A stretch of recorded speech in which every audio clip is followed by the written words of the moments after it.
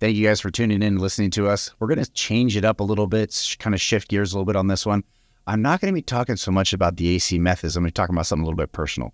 We have Father's Day coming up in about 3-4 days, and I wanted to kind of show a different side of me and a different side of the life and what goes on. You know, my mentor always talks about you have to be a better leader, a better father, a better husband, and an all-around, good guy and have a good moral compass that always points north.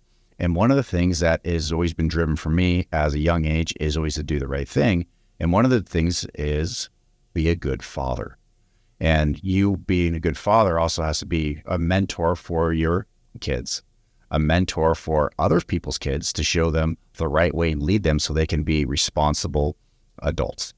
And I guess that's one of the things that I don't see a lot of these days. Everybody's so wrapped up in themselves or so wrapped up in what they do that they don't look around and notice that they have a teaching moment. They have a place where they can teach somebody or learn the next generation coming up. So they have a foothold. It's one of the saddest things. If you don't pay attention to history, you're bound to repeat it. That's an age-old saying, but it's true with our kids and our family. And if we teach them the mistakes that we made, and you're lucky enough to have your kids listen to you, then you can actually have a chance for them to leapfrog off your back. So today I actually have with me 2 of my 4 kids. I do have 4 kids, and Gunnar and Titus Clippings are with me. And we're going to talk about kind of our dynamic, because we have, I would hate to say it's a unique situation, but in all honesty, we're seeing that more and more in American society of step-parents, I guess would be the way to say it. Yeah. And I want to talk to you guys because we have I'd say a fun relationship throughout all this. Is I've got to know you guys for 9 years. Mm-hmm. We moved in together 3 years ago. Yeah. And the adoption paperwork just got finished in the past month or so. And it's kind of been it's been interesting on, I'm sure, all fronts. So I'll kind of start with on my side here a little bit with you guys, and then you guys can take your take on that one.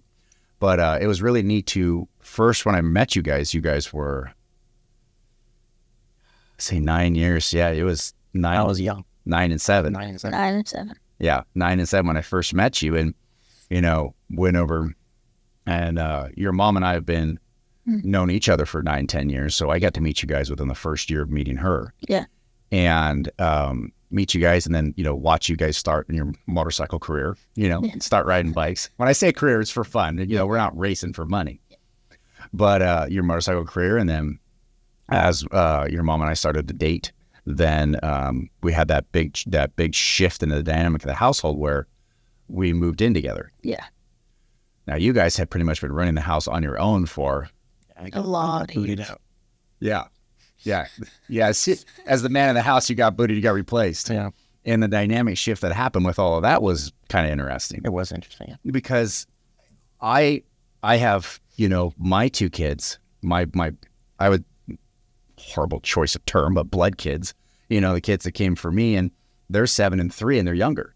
So I'm so used to playing with Legos. Yeah. Then I have 2, what I see as young men that enter the household. And I was like, okay, well, now I have to have this dynamic shift. And at first I carried you guys as, a young men. I did not see you as boys. I saw you as young men. I was like, okay, well, here's the parameters, live by them, and you're good to go. Mm-hmm. How did you guys see that when you first moved in? I was a little confused because we didn't really have that perimeter when we were just living with Mom. So it wasn't like we could do whatever we want, but we didn't have to live by rules. So it was like, it wasn't so, I wouldn't say strict, but I'm looking for another word. Mm-hmm. Yeah. Yeah, no, it was, your mom had the big rules. Mm-hmm. You cross this line, there's hell to pay. You don't cross the line, you're fine. It's a free for all. Yeah. It was a wall of China between wrong and right. But other than that, it was a free for all in the inside the lines. I would agree to that. Yeah, we had boundaries, but also we didn't live by like super strict rules. Mm-hmm. So we had some free play, but we didn't have too much free play to where we didn't get out of hand. Yeah. Now, I'll talk about that in a second. But Gunnar, what was your take on that when you first moved in? It was definitely different. Like, especially like the setting, like around, not just like the people in the house, but like around the house. Like living on the mountain is a lot different than living on like a flat street with all a bunch of kids your age next to you. And you can just like go outside and, like Titus said, we can do whatever we want. Mm-hmm. We just go outside, ride bikes with our friends like all day, and they come back when the street lights come off or come on. Yeah. No, it was a different dynamic. And it was funny because your mom and I talked about that, was how are the kids going to do? Because our house is very secluded and there's not many families around our house, where you guys lived in a development where there was a house every 200 feet. Yeah. Yeah. No, we did think about that, and we're like, okay, how is this dynamic going to work? But it was brought on a whole different dynamic too of having a father in the household. Mm-hmm. Yeah. You know, and I will honestly say that I'm the first to say, I'm not your friend. I'm your father. Yeah. And it sounds bad. It sounds rude, but it's the truth. My job is to make you guys battle ready for the world. Yeah. My job is to prepare you that the world doesn't smack you across the face when you say, hey, how did I not see that coming? You know, if you guys walk into the outside world, you don't understand what a checking account is. If you walk into the outside world, doesn't understand what rent is and how much it costs. Mm-hmm. I say I fail as a father. Yeah. You know, so you guys have gotten a crash course in a lot of that. Mm-hmm. Yeah. You know, how much you guys know about our finances? Quite a bit. So, like You do. what you guys are doing, what you guys are planning. Mm-hmm. You guys have been with us. We're right in the middle of buying a building right now. Yeah. And you guys know the dollar value, what's going on, how much our monthly strokes are going to be and all that. And I say that to all the parents that are out there or soon to be parents. Teach your kids money early on. So when I talk about the pitfalls before, is my parents never taught me money. In fact, money was a taboo subject. We never had no idea how much dad made, how much mom made, how much was the checking account. In fact, to be honest with you, I really still don't today. They hide that very, very close to them. And I don't understand it. And so for me, I'm the exact opposite. I'm very transparent, and you guys know what everything costs. Yeah. You know? Gunnar, we had an unfortunate incident with the truck recently. You want to tell the listeners what happened there? Yeah. I was at a red light and I was making a right-hand turn and I got in an accident, and then I called you and you came to save the day, honestly. Yep. So I showed up and we exchanged information and went on our merry way. But how much was that deductible? $1,000. $1,000. Who's paying that $1,000? I am. You are. Yep. And sometimes the lessons are painful. A little bit. Sometimes they're painful. $1,000 for a 16-year-old boy is ouch. No, it is ouch. But some of those things I can't protect you from. Yeah. It was definitely here's the real world. Have at it. Mm-hmm. It wasn't like, I'm going to protect you. I'm your umbrella. It was like, nope, here's the rain. You got a little taste of it. It is. It's. I don't want to. I'd love to shield you all day long, but that's not going to do you any favors in life. Yeah. You know, I'd rather have this gigantic safety net underneath you while you try and fly on your own than shield you, and then one day there's just nothing. No safety net, no shielding, no nothing. Now you're on your own. You know, your eyes are wide as quarters going, uh-oh, what am I going to do? Yeah, you got to like progress into it. You can't just go from all to nothing. Yeah. So was it easy moving in? It wasn't hard. It wasn't easy either because we haven't had a father figure for like 13 years. Mm-hmm. So it was definitely different. And it was cool to have Zoe in case too. Yeah, it was a single mom, 2 kids, single dad, 2 kids turned into Brady Bunch overnight. That's what it was. We were just doubled the family. Yeah. And then we have Lauren, our chef. So we just kind of like, it's very much the Brady Bunch, you know, it's a lot. What were some of the nervousness or trepidations moving into the house? I didn't really have much nervous, Okay. or I wasn't really not nervous about it. I was more excited than anything because it was just fun. And the house that we're moving into was pretty big, and having all that space was nice too. You were stoked. I know. As soon as mom and dad started dating, you were like, when are we going to move in? When are we going to move in? Yeah, I know. Like over and over again, I was like, is it gonna happen? Is this it? Yeah, I know. It was, and since then, you know, we did a gigantic backyard remodel. Yeah. We got about 8,000 square feet of fake lawn up above on the upper tier. And what sports do we have up there? Volleyball, golf. You freaking golf. Yeah. Golf, badminton, Trampoline. You have a trampoline. baseball, Lacrosse. Yeah, we got the soccer net too. Yeah, we have the frisbees and pretty much Horseshoe. every sport you can think of. Yep. And still, I find you guys bored on your phone, don't I? Yep. A little bit. Yeah. So no matter what you do, it's never enough. I'm going to tell you guys that right now. This is never enough. But one thing I do is you guys hear lots of times, off your phones outside. Yeah. Yeah. Boot you outside. Yeah. If we're on it too long, It does not. You can definitely like feel like in a very like emotional shift. Like when you're just on your phone, you're kind of just like secluded to yourself. But as soon as you boot us outside, we're just like happy, and then we come back in and we drive you guys crazy. Yeah, that's what I was about to say. I was gonna say that once we're on our phone for too long, we start to get cranky, and we will not listen, or we start to fight each other. Yeah, we get to fly out. Yeah, because you're watching all the little tiny TikTok influencers, Yeah. which is, it's not TikTok. I'm not slamming that social media line. It's just little, what I'm saying by that is it's 5 seconds, 5 seconds, 5 seconds, 5 seconds. I mean, your brain has a little dopamine drop. And as soon as you don't have that dopamine drop, there's a problem. Yeah. Yep. Your body's like, where's it go? It's an addiction. It really is, as sad as it is. Pretty much is. And we need to get away from it. So with all that, you know, my job is father number one, friend number two. But I will always err on the side of father every single time. Of course. You know, and so with that, I think there's some basic things that a son needs to learn from their father. And we got to cover a lot of that in the Odyssey. Yeah. So for the listeners that don't know what that is, the Odyssey is a program that Man of War put on for teenage boys. So ages 12 to 17, if you're in that range, you and your father can go to the Odyssey. It's a 2-day retreat. And basically learn a lot of life skills that have been lost in our society. Yeah. You know, what was the first lesson that they taught us? How to tie a tie. Yep. How to tie a tie. That was the first one. And they taught us the full Windsor. Yep. And etiquette, posture. We have to project your voice. Mm-hmm. Sit up straight. Yeah, sit up straight. Yep. No, it was on the table. No, it was on the table, which Andy then refuted right off the bat. Yeah. So where did that no tables on the table come from? It was like back then all the people would sit on one side of the table and the food was on the other side. And so as soon as you go to put your elbows on the table, it would flip the whole table and all the food would come spilling on you. But now we've invented nails. The tables don't do that anymore. So it's kind of like it's an etiquette faux pas that really has no meaning anymore. Yeah, it was kind of like cutting the top of the ham off. Yep. Yeah, no, I agree with that. The old, you know, I tell that all the time when I do my training seminars is, here's a story from our family. And every time my mom for Thanksgiving, she cut the top of the ham off. And they would say, why'd you do that? He goes, well, Grandma always does it. So, Grandma, why'd you cut the top of the ham off? And she goes, well, Great-Grandma did it. Go to Great-Grandma and go, why'd you cut the top of the ham off? She goes, oh, because it doesn't fit in my oven. So I had to cut it off so it could fit inside my oven.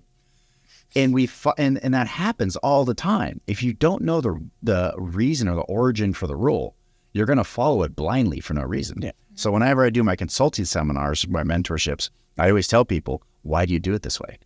And they go, what do you mean? I tell them that exact story. Yeah. You know, and that's kind of what happens to the elbows on the table. It's not needed anymore. You know, oh, table didn't fall over. You know, we're good now. You know, but it's just kind of one of those etiquette things that goes through. Mm-hmm. I think the first lesson at the Odyssey was get up on time, get dressed correctly, and stand at X location for the bus to get picked up. Even though Rafa was late. Yep. And he was 10 minutes late there, and he was trying to put everything put together, but it was must be on time at all costs. You know, and they say they picked up at 6 o'clock. We had to be on X line at 5:45. Yep. Now they ended up showing around 6:15, so we're all kind of scratching our heads saying, "Hey!" But that was the first one. Yeah, it was the very first time. So. Yep. But showing up on time, you know, that's sadly lost in a lot of people's society. You know, I just flew to Florida for a consulting gig over the last 2 days, and we must be there at 10 o'clock. The two people that we were meeting with were both there at 9:50 standing up front of the lobby. You know, that's one of those things right off the bat. You got to learn that you have to be there on time. Yeah. Yeah. How many times do you say you're going to meet your friends at 10 and they show up around 10:15, 10:20? Quite a bit. Like almost every time now. Yeah, and it's sad. It is. And what they're basically saying is my time is more valuable than yours. I hate to say that, but it's the truth. They're literally saying my time is more valuable than yours, and I'll get there when I want to. Yeah. You know, I as much as I hate to say this, but it's true. I've actually gotten rid of friends because of this. I've literally said, if you don't value my time, I can't value you as a person. And so after the 5th or 6th time, I just kind of stopped calling them. You know, I don't say, you're not my friend. I walk away. But I just kind of, I stopped calling them. I stopped hanging out. I got better things to do if they're not going to value my time as well. Yeah. So, but then the Odyssey, we stand up straight, ties, and then we had some good presentations at the Odyssey, right? Mm-hmm. Yeah, that was funny. It was like a crash course on how to present. Yeah. No, we had that. We had the presentation. And then good presentations on, do more than what's necessary. Yeah. When you walk into a room and you see something on the ground, what do? Pick it up. Exactly. And put it in its place or throw it in the trash. When you go to throw trash away and you pull it out and the bins are full, Take out the trash. take out the trash, replace the liner. Those are basic things that are going to aid and help you in life because you know what the next steps are. Yeah, pretty much leave it better than how it was. Mm-hmm. Yeah. That's the golden rule. Leave it better than what it was. And so that way people are going to, appreciate you being around. Mhm. They're going to thank you for that. Yeah. Because you're not going to take advantage of the situation. Of course. But you're also going to be there. And then on the Odyssey, and this is the part that I very much enjoyed with Odyssey, in the afternoon, what did we do? First day or second day? First day. We went out to the park. Went to the park. And we did some boxing and we... So walk us through, the first one was boxing. Yeah, it was boxing. Now you guys did some training for this beforehand? Yeah, we did. Me and Gunnar we would box each other at home, for 10 minutes almost every day. So it helped a lot. I think it did help a lot, yeah. Yeah. Yeah. Because you could definitely tell who boxed before and who did it. Mhm. And you could definitely see this is their first time doing that. Yeah, like some people would breathe and some people would hold their breath. Be like- and maybe toast after 10 seconds. Yeah, you gotta breathe, and that's what everybody gets scared of. They say, but that's kind of a moral of life, right? Mhm. What if you stop and you pause in life? You can't breathe. momentum. Yeah. You- So how did going into this? You guys had some fears and anxiety going into the Odyssey, right? I Yeah. didn't. kind of not. You didn't? Not really. No. He was like, oh, he said that it was gonna be really easy, and he wasn't worried at all. Mm-hmm. I was like, I wasn't scared to death, but I wasn't like, oh, this is too easy. Mm-hmm. I knew it was gonna be a little hard, at least. So yeah, Walk me through the boxing. It was definitely weird boxing someone else different than Titus. Mm-hmm. Because I'm so used to what he does and his patterns and how he moves, and then You guys have been lumping on each other for the last better part of a decade anyway. well, yeah. You guys are used to it. Yeah. After a while, verbal turns into physical. You guys got lumping each other up. It's kind of normal. You guys get Yeah, that. But it is. now you're boxing someone you've never seen before. Yeah. It was It's so much different. so different. I just put my hands up and I kind of just took almost every punch he threw because I don't know what to do, what he was gonna do. Yeah, I didn't know if he was gonna throw one, multiple. I didn't know Yeah. how he was gonna move. So I kind of just took them all, and then when there was an opening, I just threw whatever. But I felt so awkward rather than when I'm doing with him. I feel flowy and I know what I'm gonna do. I know what I'm gonna do. What he does, counter that. Yeah. At first, I was like, wait, I don't know this guy's move at all. And after a second, I learned them. So then I started to do counter moves for him, and then it helped out quite a bit. No, I didn't. I kind of just balled up and I just took everything. He wasn't punching that hard though. So But still, though, no, it's you went from something that you thought in your mind was one way, and they're not a completely different way. Yeah. And you guys had to adapt. Yeah. It's kind of one of the things that we talk about all the time is adapting, even at the house. Look at the environment. One of the things that I'm always talking to you about, Titus, is spatial recognition. Yeah. When you walk in, what's off? What's different? Maybe there's a package on the wall. Mhm. Or something. Grab it, bring it in. We have our staging area because apparently we are just serial Amazon people because every freaking day there's another box at our house. Yeah, I pick up at least 2 every day. Yeah, and then also Our own cardboard recycling center, our own house. yeah, I do. And Thor, our dog, we need to pick up his dog his poop almost every other day. Yep. We do it. We also need to make sure, when people come over, that we're watching the dog, watching what he does, Yeah. and that we're not just letting the dog run loose when people come over. Because if people get scared, then they could go wrong. Yep. They can. Yeah. No, Thor's still an animal. He's Yeah. still going to feed off that 5 He's and a- change on that. He's a big boy too. Yeah. He's pushing 70 pounds now and he's only 9 months old. Yeah, he's going to be a big one. But on the Odyssey, going back to the Odyssey, on day 2, we had the physical training. And they pushed us for about 4 hours. Yeah. So after the boxing, what do we do? We did the army crawl next, right? Yeah. Or the bear crawl. Bear crawl. How far was that bear crawl? 400 yards. Yeah. That was long. They made us walk around the whole outside of that park. Yeah, it was crazy. Yeah. And we did fireman carries, which was another 300, 200 yards. Mm-hmm. Carrying someone else on your back, which wasn't as hard as I thought it was going to be. When they demonstrated it, showed you how to pick up someone, I was like, ooh, this is going to suck. it did suck, but like it wasn't as bad as I thought it was going to be. Because like you can carry a lot of weight when you fireman carry someone like that. You can. It's actually surprising how easy it is. Yeah. Now, I remember the first time I did it, I was in my mid-20s, but fireman carry someone, I was like, oh, never mind. I was like, you're not that heavy. Yeah. No, I agree with you on that one.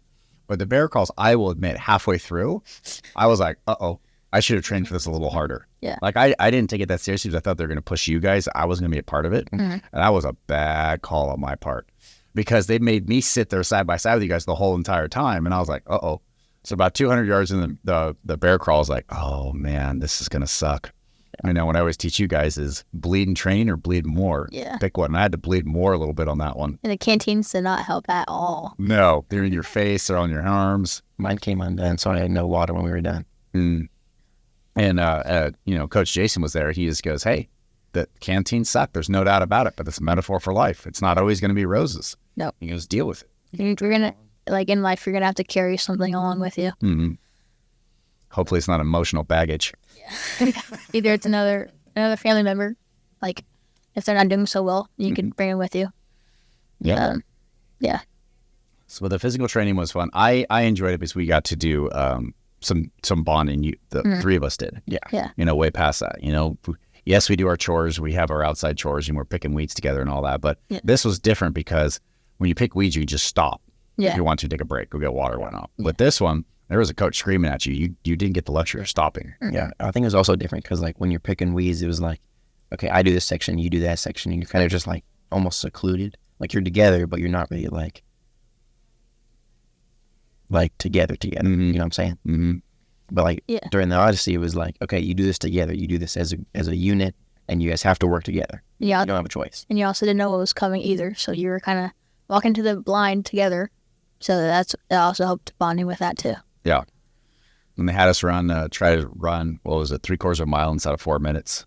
Yeah. Or almost a mile and 4 quarters. It was 5 laps in 4 minutes. Yeah. That's not even a minute a lap. Yeah. That was a rough one. We didn't finish on that one. We were, I don't think anyone. yeah.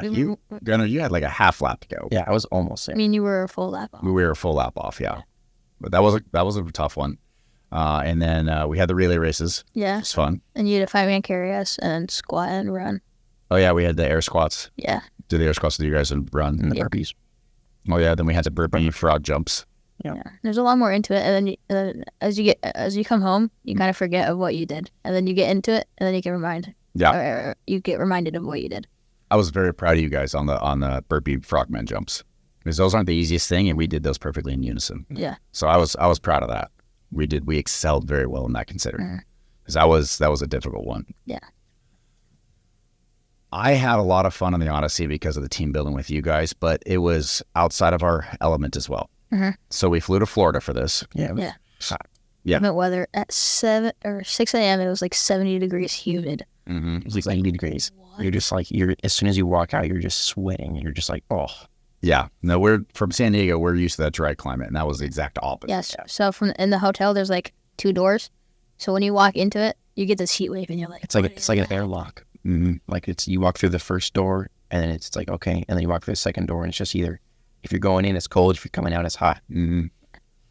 Yeah, no, it was definitely climate change. And then, but we stayed in the same hotel. We, flew together. We had dinner, breakfast, everything together. And we were outside of our element. There was no mom. My 2 other kids weren't there. It was just the 3 of us. Yeah. So that was a bonding kind of in itself, just because we had to be in close quarters combat for the 3 days in a row. Yeah. Yeah, and at home, like our rooms are like on the other side of the house. Yeah. So you guys have your own restroom. Yeah. Where this one was all 3 of us fighting for the one restroom, the one shower. It was a little different. We had to take care of each other on that one. But I was a good bonding for that. I really liked all of that. And then day 2 came. Mm-hmm.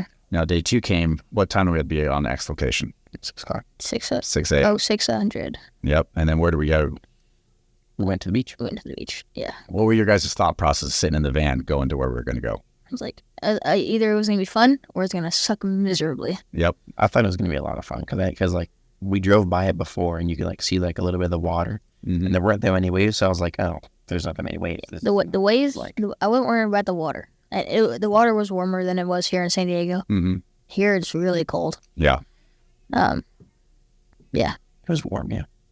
But it was like, we drove by it and then it wasn't like, I was like, oh, it looks like a beach. I was like, I'm used to this. Like, I go to the beach all the time. And then when we pulled up and we put our rucksacks on and they made us do a bunch of stuff, I was like, I don't know how to do this. Yeah. I made to wrestle 2 grown men too. No, yeah, no. It was a rite of passage there. And that rite of passage was you had to wrestle 2 of the coaches. Yeah. And neither one of the coaches what I consider small. No, Blake was, It wasn't wrestling. It was more of a, I'm going to pin you down and you better get up. Yeah. It wasn't wrestle. But Yeah, no, you guys were face down in the sand. I mean, Coach Jason made sure you were very face down in the sand. He just put his elbow right onto your back of your head and shoved it down. Yeah. And then wrapped up your arms and legs and said, all right, get up. It was the 2 biggest boys, Yeah. the coaches there. Mhm. Yeah. And I could see the nervousness in your guys' faces when that went down. Yeah. Walk me through that. So first, so there was a triangle, and then we would go by our numbers. And everyone would sit around, and then they'd call your number. And then if it's your number, you have to go down, get on your stomach, and put your hands behind your back. And the coaches could get, and they would pin you down, head, foot, and like your back area, Mm-hmm. and you had to try and get up. How'd you feel when you were doing that? When you just like, your face is in the sand and you're like Like, just like, it was a lot harder than I thought it was going to be, because like at home we would do this the training stuff. Uh-huh. Like we would know how to flip people over, and we would know how to get out of spots. But when there's 2 people, it was a lot harder. especially when they're double your weight. Yeah, Yeah, no, definitely. yeah, it was a lot harder. It wasn't as easy to get up as I thought it was going to be. Yeah, no, definitely like watching like the other like kids do it. You were like, okay, I can do this. Like this is gonna be that bad. And then you're doing it and you're like squirming and you're trying to get your hands free underneath you, and like it was hard. And you're just like, this is not what I thought it was gonna be. Yeah, And you just had to push through it. You had to get past that mental wall Mm-mm. and break through. No, you guys did really well on that one. That was tough. And you could tell that's a couple of the coaches laid into you guys a little bit harder than those. But you guys were some of the bigger boys there. Mhm. So they laid into you guys a little bit more. And I was watching, I was like, ooh, Yeah, you guys are gonna have to fight a little harder on this one. yeah. Ben and Brooks, Mm-hmm. they got the hardest ones by Yeah. far. It was the biggest boys. Yeah. Yeah, no, they ramped it up based on your size. Mhm. Well, they made it pretty fair. And then after that, we did some, I don't even know what they're called. I call them Navy SEAL sit-ups, because you got to put your head back in the up Oh, yeah. every time as a way to come up. Yeah. And we had an Indian run there too. We Indian run did like to this one. Indian run. We did like Yeah, we did a ruck for we had rucks on, about 25 pounds on our rucks. We had about 1.5 miles, 2 miles. And then we'd had some Navy SEAL sit-ups. And then we had a confidence challenge after that. yeah, we had to hold your breath. hold our breath for 20 seconds. Yep. But the thing sucked about that is that you guys couldn't do it together. Well, yeah, we had Yeah. since I had both sons there, and there was another gentleman from the Man of War that didn't have a kid. He partnered with Gunner quite a bit. Yeah. And so there was some times where the 3 of us could work, and other times we got split up in pairs too. Mhm. So now for the water challenge, Gunner, was it the first time or second time? That was the first time. Okay, so you punched right through it. Yeah. Yeah. It was pretty. So you told us to count to 20, like, Mm-hmm. 1 Mississippi, 2 Mississippi in your head. and then Wow. I got to like 15 and they pulled us out of the water. I was like, oh, okay. Yep. So I didn't, it wasn't that bad for me. Good. So that's how'd we do? The very first time I just screwed up. Like it was just a sucky run to the first time. The second time we were at like 17 in my head, and then you accidentally tapped on my head. I was like, oh, we can get up, and I went up, and I was like, wait, he's not up yet. I was like, no. So that was my fault. I will take the 100% blame on that one. I was patting you on the shoulder as a congratulations, like, attaboy, keep it going. We got this. Da-da-da. I tapped you on the shoulder, not thinking for a millisecond you could take that as yeah, we're done. So as soon as I tapped, you went up. In my head, I was like, oh, that's not good. I did that one wrong. So Yeah. that was my fault. But then the third one, we got our head screwed on straight and dialed it in and was there, and then some. What happened the first time? You just like, you went I underwater. didn't hold my breath. I was like, Oh, you I'm just just like, went under. Yeah. But it was, I loved it because, there was a couple of times where you wanted to stop. You wanted to quit. Yeah. Definitely. it was sometimes Yeah. And we pushed. The bear there crawls. was- Yep. The bear crawls for sure. during the rain and stuff, and the shrimping on your back. Oh, I really wanted to stop doing that. Come Like, I would honestly, I would just stop. Like my muscles wouldn't work, Mhm. and I'm just like, you gotta go. And then I would just do it again, and then like 10 more feet, I would just stop again. Like not willingly, I would just stop, and then you had to go again, and then you'd stop, and then you just had to keep going. And the monsoons helped a lot. Like The monsoon Like, was pretty awesome. I'm not gonna. 10 seconds, like 10 minutes in a crazy thunderstorm rolls in. It's all pouring rain. Rain was like sideways. Yeah, it was sideways, and the drops were like really big too. Like it wasn't little tiny sprinkles. Like it was like the size of quarters. Like Yeah. the raindrops were huge. And then we had like this much water within 15 minutes, and then it was gone. Yeah, just Came in and rolled out. Yeah, the monsoon was about an hour and a half, and it was gone. But we were soaked. oh, everything was so. Yeah, we might as well jump in a pool at an easier.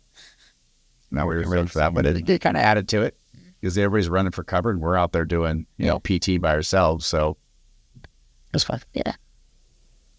So first off, did you like the Odyssey? Yes. Oh, yeah. It helps so much. Big Like time. I look at everything so differently now. Mm-hmm. It's not all. It's just I'm gonna be lazy today. I just don't feel like doing anything. No, you have to have the self-discipline and able to progress. Like you can't just sit there and do nothing and then expect the better.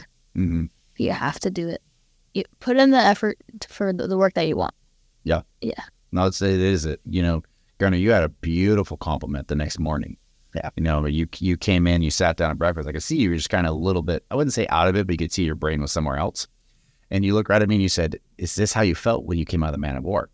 And I knew exactly what you were meaning. I knew exactly what you're going to say, but help listeners out. What were you trying to convey in that statement? Well, it was like you sit down, and normally before the Odyssey, I would sit down and have breakfast. There's not a thought in my mind. I'm just eating breakfast with my family, looking outside, looking at our beautiful house, and I'm just doing whatever off in La La Land. And then after the Odyssey, I sit down and I'm like, what do I have to do today? Like my brain's just going through the day. What do I have to do? What do I have to get done? How am I going to get it done? But It's like Definitely a lot different. it was like work mode instead of sit there mode. Yeah. So I was like, you're sitting still and you're trying to eat. While my brain, I wanted to work. Like it was so weird. I felt like I had to work. Like I didn't have a choice. It's a beautiful thing. It really is, because you're preparing for your day, which ironically sounds harder, but it's not. By you preparing for your day, it kind of frees you, makes it easier. You just know, I got steps 1, 2, 3, and 4. Okay, I need a pack for steps 1, 2, 3, and 4. The easy way to execute them is to bring this with me for steps 1, 2, 3, 4. So when you actually get there, you're like, oh, my bag, got my book, we're good. Let's move on. Yeah. It's not like you get there and go, oh, I wish I had X, Y, or Z. And that being, as we call it, battle ready. Then you're it's going to be an easier day. But yeah, you change your shift, you change your mindset and your focus on that. Yeah. And that was, the funny thing is that was the whole goal of the Odyssey. So you guys hit the nail on the head. And that's what I'm so proud of you guys for, is you hit the nail on the head of exactly what it wanted to teach you was you have to prepare for what's going to be coming at you. Mm-hmm. Now you guys trained, and then you worked out before the Odyssey, preparing. And then you guys knew what was expected of you, which is stand up, stall, stand up straight, and listen to the coaches. But afterwards, it was kind of reprogrammed into your DNA a little bit of how to think. Yeah. Yeah, you definitely like felt yourself like you'd be on the couch and you're like slumped on the couch, and then you're like, oh, I gotta sit straight, and you like adjust yourself, and it's way different. Some of the guys there, like we had to go through everybody, and everyone was saying what time they woke up. The guy there was waking up at 3:30 in the morning. Every morning he does. I could barely wake up at 5. Yeah.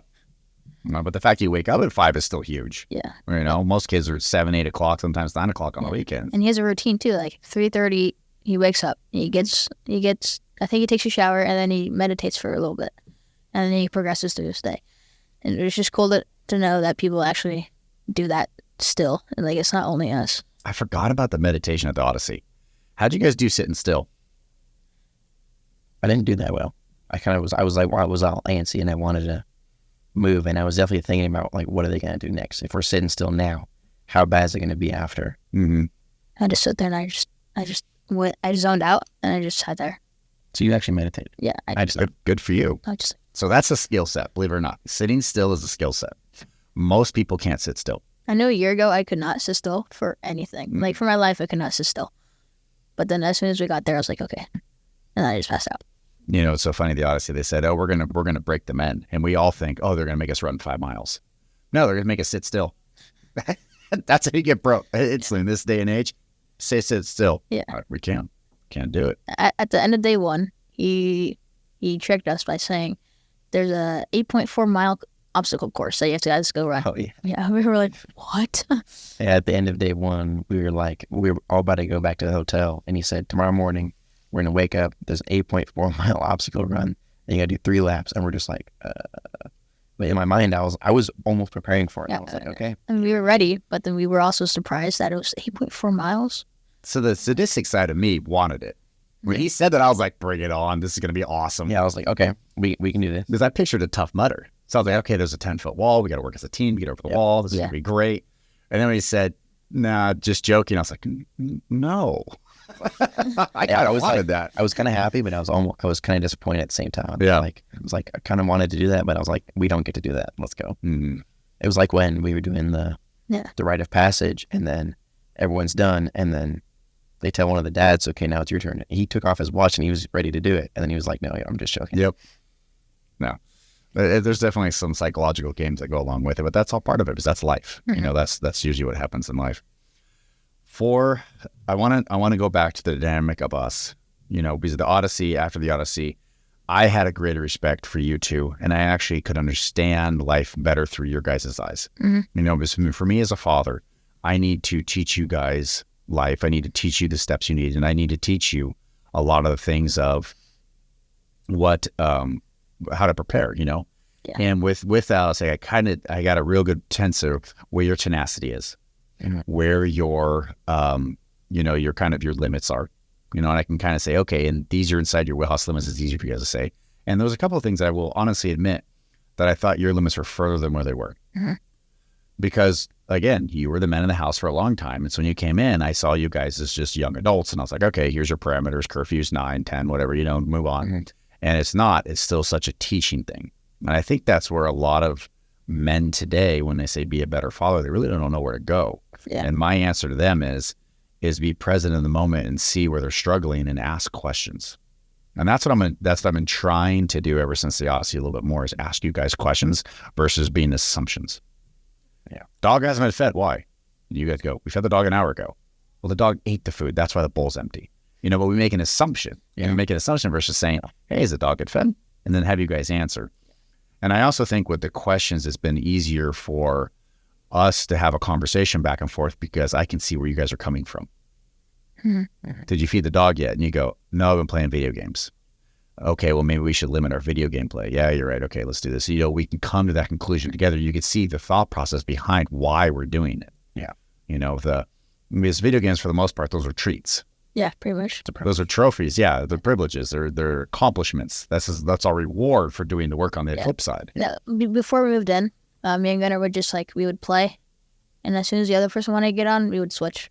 But now we have timed time turns. Mm-hmm. Instead of an hour and a half, it's 30, 45 minutes now. Yeah. And so you guys are learning to share in that aspect, but it's a place where you actually can have a goal set there versus just swapping back and forth. Now, one of the funny things is, and you guys have heard this, this is no secret, that you guys are very well behaved. Mm-hmm. You know, you hear that all the time from all the parents. They come over like, quiet, your kids are so well behaved. And your mom and I always joke and say, well, yeah, we beat them. Yeah. You know, this is how this works. Corporal punishment on the nth degree. Yeah. But in all honesty, we don't beat you. Mm-hmm. We just don't let you get away with it. Yeah. Anything. Yeah. Yeah. Like Case right now, he's in that little section of life where he's like, no, I don't want to do this. Yeah. It's not terrible twos, but it's not psycho threes. You know, that's what that is. Yeah. Case is in the psycho threes right now, and he's testing all of his limits. He'll grab a hammer and try to hit the dog. Yes. No, he's crazy. Like I said, psycho. So he's psycho threes right now, and his little box of what he's allowed to do has gotten smaller and smaller and smaller. Yeah, and now he's like, what is going on? Yeah. Why is this happening? He has no freedoms. Yeah, but the bad thing about that, or this is not about that, but he has a second home with Jackie, right? Mm-hmm. So, but my ex-wife, yeah. Yeah, but she has different rules than we do at our house. Yes. So it's he's trying to get to that one, and then he has to come here and get to this one, mm-hmm. and he has to keep doing it. So it's he's probably really confused. He's like, but I have this over here. He has less rules over at the other house, so he comes over here and he thinks it's still a free for all, and it's not. You know, I'm teaching him how to be a man. I'm not teaching him how to be a kid. Yeah. You know, even in age 3, you start there. I'm not saying we make him wash the dishes, but there's still rules. There's still parameters that he has to have. Yeah. But you guys are well-mannered, and why is that? Because our mom, at first she was not at first, but she is she's not strict, but she'll like, She doesn't give us an inch. yeah, she doesn't even. It's just, there's always been boundaries ever since I can remember. There's always been boundaries. You can't do this. As long as you stay in these lanes, you'll be fine. Mm-hmm. If you go outside those lanes, well, you'll die. Like if Pretty much. if we were to fight, she would ask us, what was the point? Like, it didn't help you guys in any way. So what's the point of doing it? So that got to me a little bit. I was like, if there's no point of doing it, then why would I do it? I love your mom for 1,000 different reasons. One of them is she raised you guys. Yeah. And on point and dialed in. And her and I have the same parenting styles. Yeah, you guys think a lot of the same thing. It's almost like you guys have been doing it forever. Like you guys just... We molded together very well. Yeah. There's not much change on either parts. Like, hold the line. Like it's not two separate parents. It's like pretty much one big parents. And I think that's a testament to us, but I think it's something that most families need to strive for. Mm-hmm. And to strive for, the parents have to have a united front at all times. Yeah, like from the start of what you said this before at the start, you said that everyone is like starting to split. Mm-hmm. But we need the opposite. We need to like get closer. Yeah. No, it is. It's a tough thing. I don't wish divorce on anybody. I don't wish a separation of family. I think it's one of the worst things that ever could happen. Yeah. But if you do end up going down that path, you need to A, learn, but B, don't get caught up in your own hell. But strive forward to still be the best thing possible. Yeah. I enjoy wrenching on the motorcycles together with you guys. Yeah. I mean, Titus, to be honest with you took that engine apart almost by yourself. Yeah. I mean, I was there kind of overlooking barely. You did all that on your own. I was surprised. I was like, wait, I actually did that. You did. That's sick. You did a whole top end on your own. Mm-hmm. And Gunnar, the mechanical engineer that you're going to be. I mean, dude. So I have some stories on this one, and we kind of got talking about fatherhood so much, but I got to share some of these stories. So was it 2 years ago or a year ago we bought you a 3D printer for your birthday? I think it's a year and a half ago. Or yeah, coming up on 2. Yeah, but your birthday's in August, so coming up on 2 years. And you dove into my irrigation, all my PVC, and you built yourself what I'm going to call a potato gun, almost with isopropyl. Yeah, it was a safe marshmallow gun. Yeah, safe marshmallow guns. Yeah, it shot marshmallows like 70, 80 yards. It was a potato cannon. It was just you have a sponge and it releases like isopropyl alcohol, the like pre-soak, and it releases in like a little chamber, and then you have your little barbecue igniter and you light it on fire and it creates an explosion. Shoot something out there. And you were safe. And I have no problems with this. Yeah. If you're doing stuff dangerously, but you're doing it safely, I'm good. Yeah. So every time you fired it off, of my boundaries. You built your potato gun. You made sure all the kids were behind the potato gun before you pulled the trigger. Yeah. Just like it was a real gun, which is great. I have no problem with that. So when I watched, I was like, bring it on. Have fun, man. Enjoy. Yeah. And you got a thing launching down the street and then some. Yeah. I could shoot a little, like, just normal marshmallow, like, what? How long? And then boredom happened. Oh, yeah. And then I got thinking, and I was like, a month to 2 months, and then goes by, and then he builds his own little missile. Well, no, because first I was just looking, and I was like, we would shoot the marshmallow, and it would come out the barrel and kind of just like tumble in the air, and it would flatten out like a frisbee, and then it would just like spin one way or spin the other way. And I wanted it to go straight, and I wanted it so I could actually like almost aim it, so I wouldn't be like, it's gonna hit this anything in front of it as a target. I want to be able to like confine it. So I made a little mortar, like a missile. Yeah, mortar's a good word for it. Yeah, and I had fins on it, but the fins were straight, and it would do the same thing. I would launch it, and it would just tumble, and it wouldn't really go where I wanted it to. So I curved the fins to make it spin, because it was just PVC pipe. It didn't have like rifling in it. Mm-hmm. So it would come out, and it wouldn't spin. It would just be like a knuckleball. So I put fins on it, and then I curved the fins so it would catch the air and spin, and I didn't know that it was going to go a lot farther. And then when we shot it in the backyard and it hit the pillow. So he shoots it 90 yards on one side of the house, over the pool, over the palm trees, over all the lawn. And we had parked a couch with a couple pillows right next to the trampoline. Perfect. Yeah. And it went through the pillow. It obliterated the pillow. Right through the pillow and stuck into the wicker, into the furniture. Yeah. And then I had to not be your friend, even though it was awesome, and I had to be your father and say, no more mortar shells in the house, go back to marshmallows, because I was afraid we were literally going to kill a kid. Yeah. But so is it a dull moment in the Clincher household? No, not at all. Not with that 3D printer. We got all kinds of stuff going on. But that's what's fun, and that makes it fun on that one. And that goes back to the father thing of is as long as you're doing it safely, you're within the parameter, the confines of what you guys do, I'm happy, man. Have at it. You know, and I had a lot of respect for you guys because you guys always, you know, made sure the other younger kids were behind the line of fire, so to speak, you know, and dial that in. I will say that never in a million years did I think that I was going to adopt 2 boys. I didn't ever thought that was in my solution set. I have never had so much fun being in your guys' life and learning from you guys and learning, you know, how you guys view life. This is different how I viewed life due to technology, society, blah, blah, blah. Yeah. You know, and it's fun. And I will see you keep me on my toes more than I thought. And I enjoy it very much. Yeah. You know, last time you guys got into a little argument, kind of decided to take a chainsaw to Titus. No, that's not what happened. Okay, we were cutting firewood, and one hand got too close to the other one. Titus, can you still count to 10? Yes. Okay, Surprisingly. good. 1, 2. Yeah, that was a scary day. We thought for sure you lost fingers. You know, but it's with that fun comes, you know, danger, but we're all going to get through it together. Like riding dirt bikes. Like Riding dirt bikes. we went to the track. We're having fun. And then I hit the bill. I go flying. Yep. I hit the floor and tumbling. And I'm like, Yep. Yeah, you came home that day. That was a little rough. Mhm. And the last time you guys went, Gunnar, you have your driver's license now. So I decided to let you go by yourself. oh, man. We were just like, we wanted to go because we were super bored. It was like, It was spring break. we were on our phones, and that we were in that mindset of like, I'm just here by myself, I'm confined.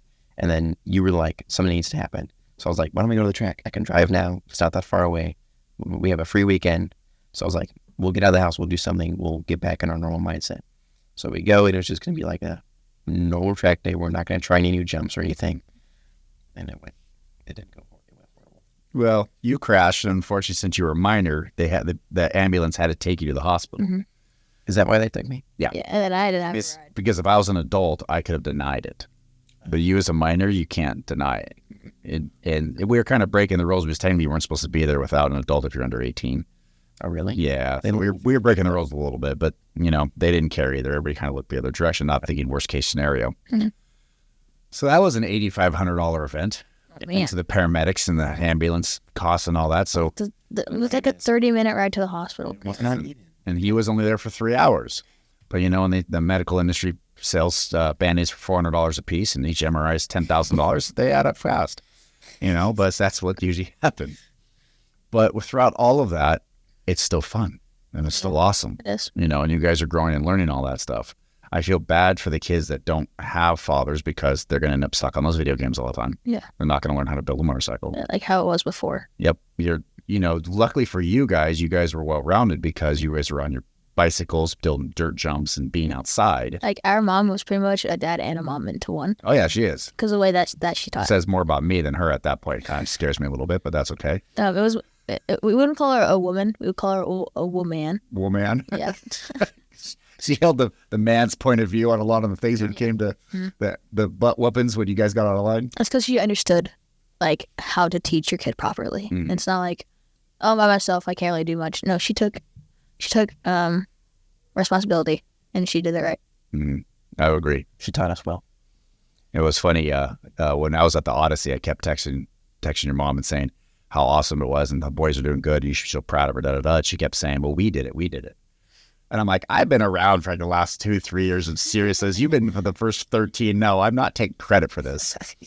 But it was cool. All the coaches came back after and said, "Hey, your boys, you did very, very well." You know, all the friends that come over to the house, they go, "Wow, your manners are well-rounded." And it's just those boundaries and responsibilities. And I do think both of you guys are going to go very, very far in life because of that. You guys are learning at a young age. Yeah. You know, the free-for-all that the parents see these days, it's not a good thing. It's not a good thing. I mean, you guys are a good testament that of you had your boundaries, you knew what you needed to do, and you guys still have boundaries. Yeah. And I still get on your butts when something's wrong. Yeah. You know, I don't give you guys an inch. But it's not like the boundaries are confining. We're still able to thrive inside those Yeah, boundaries. yeah, like we can still have fun. It's not like we're being punished every single day and we're like, okay, we gotta walk in a straight line. Mm-hmm. It's like, no, we can explore. We can do whatever we want. We can go build dirt jumps and work on our bikes if we want to. We can go outside. It's not like you can't leave the street. Well, I will tell you guys that this has been a fun, this is going to be another fun Father's Day. This is the third Father's Day together since you guys have moved in. It's been awesome. It's been amazing. I look forward to all the adventures we're going to have through the rest of our lives. And I want to appreciate you guys being open and honest and coming on the podcast and talking about our relationship, because I know it's different dynamic. And a lot of people don't hear the kid's point of view. Yeah. You know, they hear the parents' point of view. I appreciate you guys being honest and sharing. Yeah. I appreciate you having us. Yeah, you guys are welcome. It's fun having a podcast, huh? Yeah. Different? Yeah, it's fun. Right on. Thank you guys. Thank you.